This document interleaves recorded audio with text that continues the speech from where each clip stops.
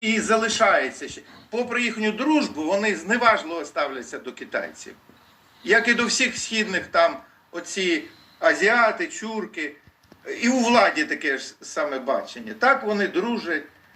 Але Китай – це серйозна країна, давня цивілізація, і там дуже багато якісних речей. Україна підтверджує високу якість, бо всі купують китайські гаджети. Подивіться, скільки у нас на ринку цих товарів.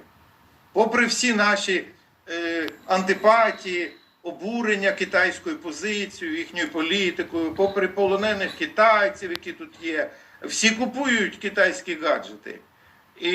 І це серйозна країна, любимо ми її чи не любимо, а це треба поважати. І вони зробили ривок такий у космосі, що важко це не помітити.